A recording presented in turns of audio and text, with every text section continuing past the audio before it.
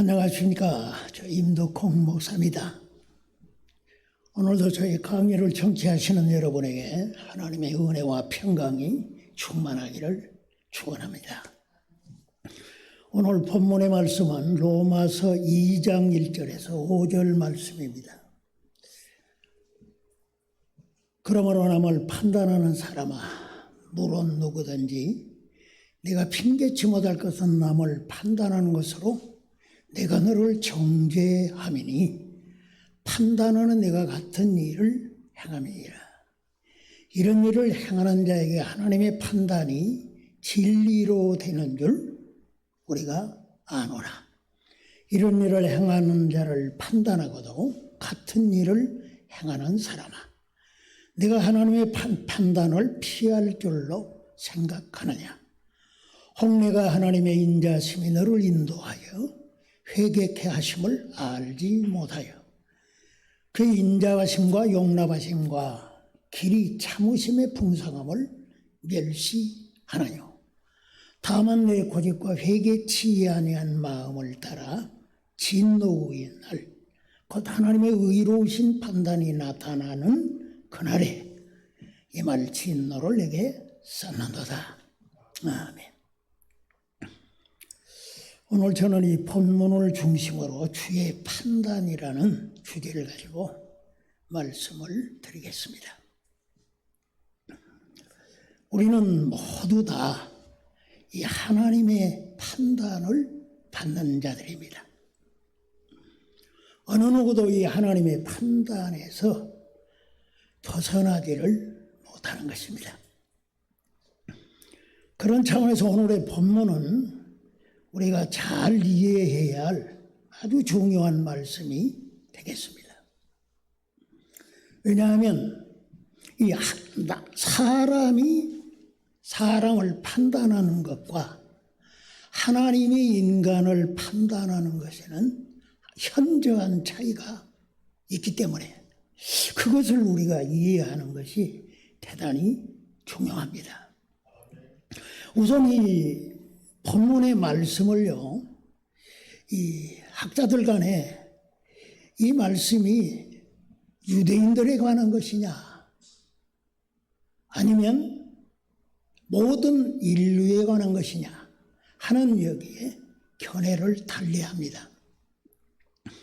그러나 우리가 이 장을 우리가 쭉 보면 이 말씀은 바로 이 이방인이나 유대인이나 이방인이나 할 것 없이 다 해당되는 그런 견해로 보는 것이 합당합니다.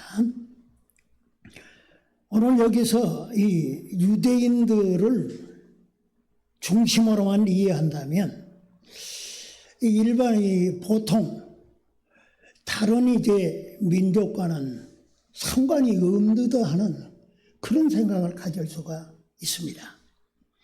그러나 오늘 우리가 이 남을 판단한다 하는 이 말씀을 생각해 보면 유대인이나 헬라인이나 사람들이 남을 판단하는 것은 같거든요. 그래서 오늘 이것을 우리는 유대인들만이 아니고 전 인류를 중심으로 사도는 말씀해 주고 있는 것이다. 이렇게 우리가 이해해야 할 것입니다. 여기서 이 남을 판단하는 것, 이것을 어떤 의미냐, 이것은 그냥 남을 판단하는 그런 개념만이 아니고 이것은 남을 비난하고 비평한다는 그런 의미를 갖습니다. 오늘 이 1절 말씀을 우리가 주목해 보면 그것이 분명히 나타나고 있습니다. 남을 판단하는 사람아, 물론 누구든지 네가 핑계치 못할 것은 남을 판단하는 것으로 네가 너를 정죄함이라. 남을 판단하는 것은 바로 너를 정죄하는 거다. 이 말씀을 우리가 생각해 보면 단지 남을 판단하는 것은 그냥 착하고 올바른 마음으로 판단하는 그런 개념보다 남을 비평하고 비방하고 비난하는 그런 개념에서 남을 판단하는 것이다 하는 그런 뜻으로 보아야 할 것입니다. 그렇다고 봤을 때 우리가 이 남을 판단하는 것은 옳지 못합니다. 그것은 잘못된 것입니다. 왜냐하면 남을 판단하는 자의 내면을 보면 거기에는 위선과 또 자만과 교만 이런 것들이 솟아있고 있기 때문에 그렇습니다. 우리는 이 위선이나 교만이 마치 바퀴벌레처럼 은밀하게 활동하는 것을 잘 압니다. 따라서 이 다른 사람을 비방하고 비판함은 잘못된 것이라는 겁니다.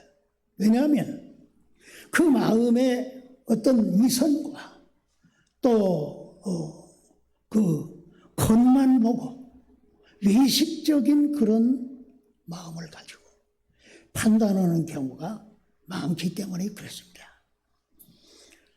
성경은 우리가 잘 아는 대로 겸손과 진실은 존귀의 앞잡이지만 교만과 이성은 패망의 선봉인 것을 가르쳐주고 있습니다. 그러므로 이 남을 판단하는 것이 잘못된 것은 그런 위선과 교만 이 마음으로 비난하고 비평하는 경우가 많기 때문에 그렇습니다. 그러나 보다 더 우리가 이걸 생각해 보면 남을 판단한다고 하는 것은 자신이 올바로 판단하지 못할 수가 있습니다. 왜냐하면 상대방을 정확히 알지 못하고 제대로 알지 못하고 판단하는 경우가 있기 때문에 그렇습니다. 우리는 많은 경우에 남을 판단하되 겉만 보고 내면을 알지 못하는 그런 가운데서 판단하는 경우가 많습니다. 그러므로 성경은 이 남을 판단하지 말라 이렇게 가르쳐주고 있습니다. 로마서 14장 1절에서 3절 보면 믿음의 연약한 자를 너희가 봤되 그의 의심하는 자를 비판하지 말라. 어떤 사람은 모든 것을 먹을 만한 믿음이 있고 어떤 사람은 연약한 채소를 먹느니라. 먹는 자는 먹지 않는 자를 업신여기지 말고 먹지 못하는 자는 먹는 자를 판단하지 말라. 그러니까 남을 판단하거나 비판하지 말라. 내가 보기에 상대방을 잘못 알 수 있고 오해할 수 있기 때문에 그렇습니다. 그런데 이 14장 3절 마지막 부분에 보면 이렇게 말합니다. 하나님이 저를 받으셨습니다. 상대방이 하나님이 받으신 그런 사람이라고 하는 것을 생각할 때 하나님이 판단하지 않는 사람을 사람이 판단하면 잘못된 거죠. 그건. 그래서 남을 비판하거나 판단해서는 안 된다. 가르쳐주고 있습니다. 그러나 더 이 남을 판단하는 그러한 것이 잘못된 것은 이 남의 하인을 판단하는 너는 누구냐? 그 섰는 것이나 넘어지는 것이 제 주인에게 있음에 제가 세움을 받으리니 이는 저를 세우시는 권능이 주께 있습니다. 우리는 남을 생각할 때 그 사람이 주님의 것이라는 것을 잊어버리면 안 됩니다. 주님의 것을 주님이 판단해야지. 내가 판단할 수가 있습니까? 모든 것이 다 주님의 것인 줄 믿습니다. 왜냐? 그분이 창조자이시기 때문에 그렇습니다. 만물을 창조하신 주님이 판단하실 것이지 내가 판단할 일이 아니라 하는 것입니다. 더 나아가서 야고보 사도는 왜 남을 판단하지 말아야 하는 이유에 대해서 이렇게 말했습니다. 형제들아, 피차 비방하지 말라. 형제를 비방하는 자나 형제를 판단하는 자는 곧 율법을 비방하고 율법을 판단하는 것이야. 얼마나 무서운 말입니까? 상대방을 판단하는 것은 율법을 비방하고 판단하는 것이 되어진다.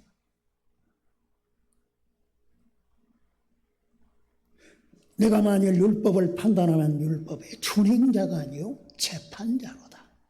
입법자와 재판자는 오직 하나이시니 능히 구원하기도 하시며 멸하기도 하시느니라.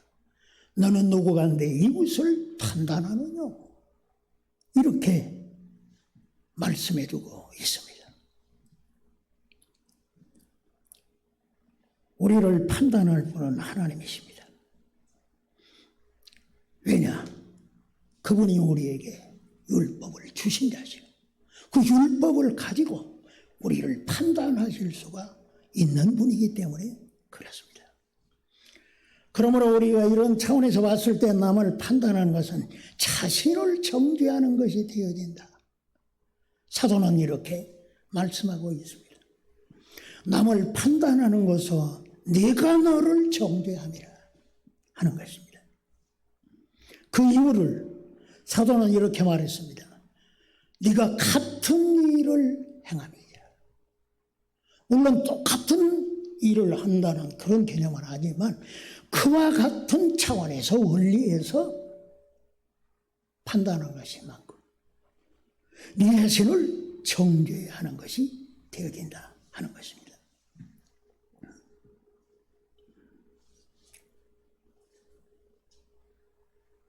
그러면서 사도는 남을 판단하는 사람은 하나님의 판단을 피할 수가 없다 하는 것입니다.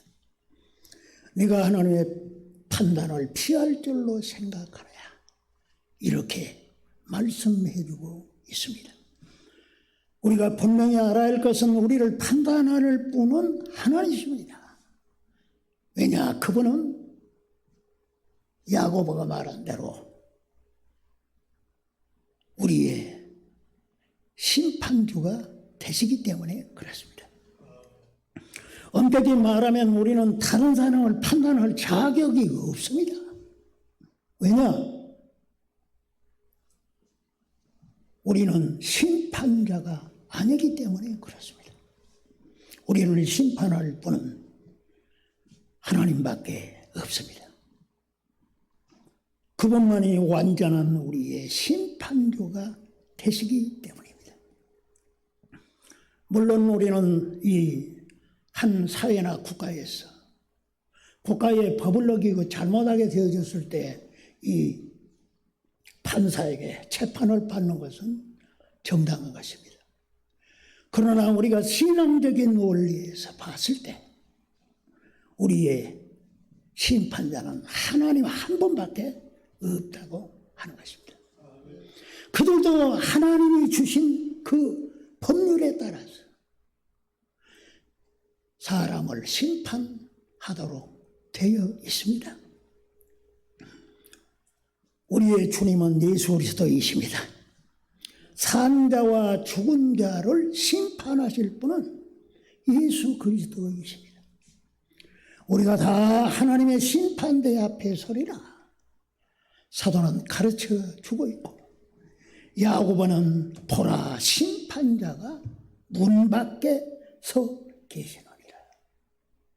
우리의 마음 문 밖에 우리를 심판하실 하나님이 계신다 하는 것입니다. 그 하나님은 진리대로 판단하십니다.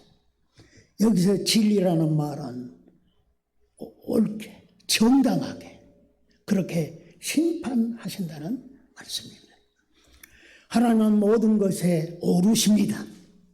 그분에게는 그릇됨이라는 것은 찾아볼 수 없습니다. 그래서 하나님은 의로우신 분임을 성경은 가르쳐주고 있습니다. 하나님은 옳고 그름을 사실에 따라서 참되게 판단하시는 것입니다. 그러므로 하나님의 판단은 오류가 없고 정확합니다. 사람의 비판은 판단은 옳을 수가 없고 또 그릇될 수도 있지만 그러나 하나님의 판단은 온전히 옳으신 것입니다.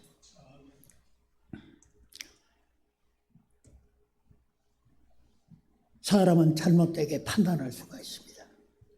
왜냐하면 상대방을 제대로 알지 못할 수가 있기 때문입니다.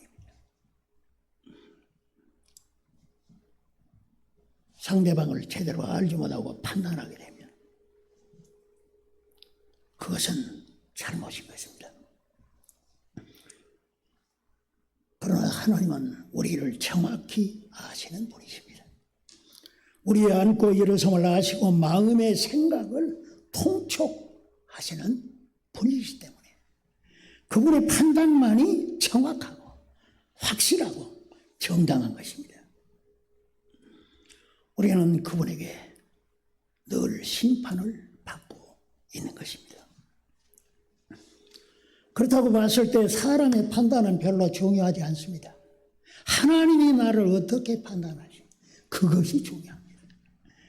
그분은 우리를 판단하실 때 하나님의 판단에 의해서 선과 악이 규정되어지기 때문에 그렇습니다. 하나님이 악하다면 악한 것이고 하나님이 선하다면 선한 것입니다. 그러나 우리는 너무나 사람에 치중되어 있습니다. 상대방이 나를 어떻게 판단하냐 거기에 너무나 예민합니다. 그럴 경우에 상처받는 경우가 많습니다. 저 사람이 나를 판단한 것과 나는 다르거든. 나는 잘못이 없는데 저 사람이 잘못 판단한다 이거야. 그럴 때 이 괴로운 거 아닙니까? 분명한 것은 하나님의 판단은 우리에게 중요하다고 하는 것입니다. 우리가 상대방을 판단하려고 하려면 그 판단의 기준과 원칙을 세워야 합니다. 그 표준과 이 원칙은 하나님이 세우십니다. 하나님이 세우신 계명, 하나님이 세우신 율법, 그것이 옳고 표준이고 원칙이고 그것에 의해서 판단되어져야 하는 것입니다. 우리가 옳고 바르게 행하는 길은 바로 그래서 그의 계명과 율법을 지키는 것이라 하는 겁니다. 주의 계명을 지키는 자는 그 인생길에 그 율법이 등이 되고 빛이 되어집니다. 그런 의미에서 하나님의 말씀은 우리의 행동의 법칙이고 기준이고 표준이 되어지는 것입니다. 우리는 너무나 사람에게 치중을 합니다. 상대방이 나를 어떻게 판단하냐 거기에 너무나 예민합니다. 역으로 하나님이 나를 어떻게 판단하느냐 거기에는 별로 관심을 갖지 않는 경우가 많습니다. 그러나 분명한 것은 하나님의 판단이 옳고 정당한 것이라 하는 겁니다. 사도는 그런 차원에서 이 남을 판단한다고 하는 것은 자기 자신을 정죄하는 거다. 이렇게 규정하고 있습니다. 마귀는 이 비난과 비평의 아주 끝판왕이죠. 우리는 성경에 보면 그 사단이 욥을 비방했죠. 참소하고 비방을 했어요. 그러나 그 하나님은 그를 회개하게 하고 오히려 은혜 베푸시고 축복하셔서 믿음의 위대한 인물로, 그리스도의 고난을 위해 피하는 인물로 세워놓으셨습니다. 포로 이후에 고국에 돌아온 이스라엘 백성들이, 유대인들이 다시금 성전을 읽고 재건하는 가운데 대제사장 여호수아가 활약했던 것을 봅니다. 하루는 이 스가랴가 볼 때 그 대제사장 여호수아를 사탄이 비방을 합니다. 그래가지고 그 여호수아를 향해서 참소합니다. 하나님께 참소합니다. 그럴 때 하나님께서는 그 여호수아의 더러워진 옷을 벗기고 깨끗한 옷을 입혀라 말씀하십니다. 그럴 때 이 선지자가 그에게 정금면류관을 씌워주옵소서 간청합니다. 하나님은 그에게 정금면류관을 씌워주시는 영광을 주셔서 오늘 우리가 이 여호수아 대제사장 하면 그리스도를 예표하는 그런 인물로 세워놓으셨어요. 사탄은 우리들을 참소하고 비방하고 비판하는 그러한 일을 전문적으로 행합니다. 그러나 거기에 하수인들이 또 따라서 그런 일을 일삼습니다.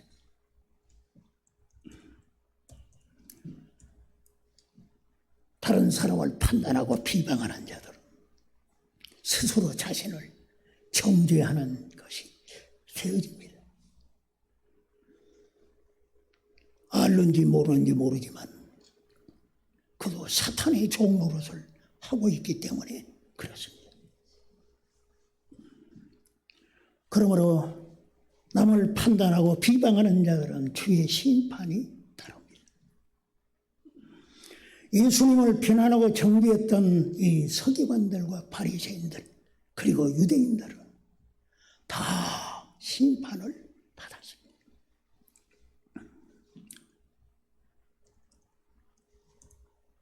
우리를 판단하고 옳고 그름을 규정할 수 있는 분은 하나님이십니다. 하나님이 정죄하면 정죄함을 받게 되고 하나님이 무죄를 선언하면 무죄를 받게 되어집니다. 주님은 바리새인들을 7번이나 책망을 했습니다. 당대에는 그들이 유대인 사회에서 존경받는 사람들이었습니다. 우리들과는 비교가 되지 않는 그런 인물들이었습니다. 그러나 주님은 그들에게 화가 있다고 7번이나 책망하셨습니다. 주님이 보실 때 그들은 자신도 천국에 들어가지 않고 다른 사람들도 천국까지 못하도록 가로막는 자들이었습니다. 그들은 자신만이 아니라 자신을 추종하는 자들을 자신보다 배나 더 지옥 자식으로 만들었다고 주님은 책망하셨습니다. 우리가 바리새인보다 훌륭한가? 우리가 바리새인보다 더 나은가? 결코 그렇지 않습니다. 성경은 유대인이나 헬라인이나 이방인이나 다 죄 아래 있다고 말씀해 주고 있습니다.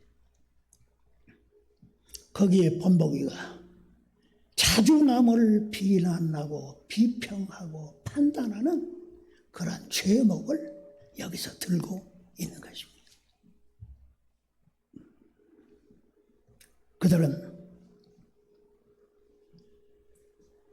하나님이 지금 오래 참으시고 기다리고 계십니다. 회개할 수 있는 시간을 주시는 것입니다. 하나님의 인자하심이 우리를 향하여 오래 참고 용납하고 계신다는 것을 바벨론이 본문에서 잘 가르쳐주고 있습니다. 하나님이 주신 그 기간에 회개할 수 있다면 우리는 예수 그리스도의 은혜를 입을 수가 있을 것입니다. 십자가에 달린 사형수도를 생각해 봅시다. 한 사형수는 예수님을 비방했습니다. 네가 그리스도가 아니냐? 너가 우리를 구원하라. 비난하는 소리를 질렀습니다. 그는 호흡이 끊어지기 직전까지 그런 삶을 살아온 것입니다. 그러나 다른 사형수는 그를 책망하고 꾸짖었고, 우리는 동일한 정죄를 받고 죽는 것이 당연한 일이지만 이 예수님은 죄가 없다. 할렐루야. 우리의 행한 일에 우리는 상당한 보응을 받는 것이 당연하지만 이 사람의 행한 것은 옳지 않음이 없느니라 선포하고 예수님께 울부짖었습니다. 나를 생각해 주옵소서. 나를 생각해 달라고 간청하였습니다.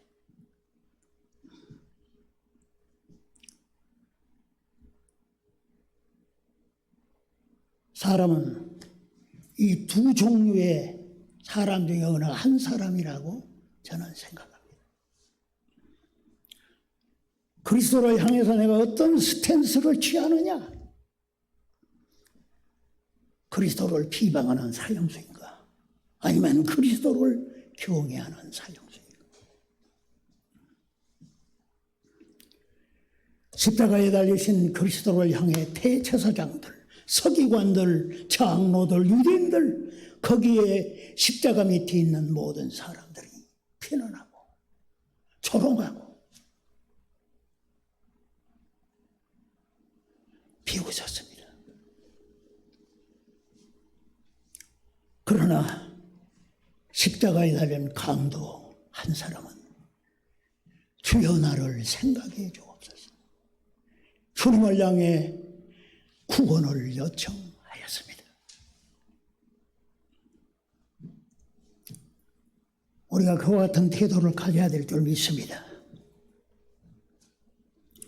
우리는 알게 모르게 겉으로 남을 판단하지 않아도 속으로 판단할 수가 있고, 그래서 내 자신이 죄인임을 스스로 인정하는 그런 사람들입니다. 그럼에도 불구하고 하나님이 오늘날까지 회개를 기회를 주지만 회개하지 않고 지나쳐버리고 만다면 그날이 왔을 때, 마지막 하나님의 진노의 대접이 부어질 때, 그때는 견딜 수가 없을 것입니다. 오늘 우리는 겸손히 주님 앞에 엎드려 나는 죄인입니다. 나를 생각해 주옵소서. 구해야 될 줄로 믿습니다. 우리는 예수님께 붙어 있어야 합니다. 그분만이 우리의 피난처이시기 때문에 그렇습니다. 그래서 예수님께 붙어 있어라. 예수님께 붙어 있어라. 이스라엘 백성들은 하나님께서 다른 자기를 해하고자 하는 다른 민족을 너에게 붙였느니라 했을 때 승리한 줄로 믿습니다. 그러나 우리는 예수 그리스도께 붙어 있어야 우리는 진노를 모면할 수 있습니다. 그리고 하나님과 평화를 이룰 수가 있습니다. 그분만이 우리의 영원한 화목제물이시기 때문에 그렇습니다. 주여 나를 생각해 주옵소서. 아멘. 기도합시다. 하나님 아버지, 우리는 얼마나 알게 모르게 다른 사람을 판단하고 혹은 비난하고 비방하는 경우들이 참 많았은 것을 자백합니다. 그것은 바로 내가 죄인임을 바로 인정하는 것임을 오늘도 사도가 가르쳐주고 있는데, 오 주여, 우리가 남을 비방하는 것을 그치고 이제는 주의 발 아래 엎드려 사형수처럼 나를 생각해 주시기를 간구하는 믿음 갖게 하여 주시고, 내 자신을 주님께 맡김으로 말미암아 주의 은총의 날개에 거하게 하시고, 그 아래에서 오 주님이여 진노의 날에 보호받게 하옵시고, 이 땅에 살아가는 동안에 그리스도의 사람으로서 주의 귀하신 말씀을 따라 행함으로 주의 빛을 발하는 저희들이 되게 하여 주옵소서. 예수님의 이름으로 기도합니다.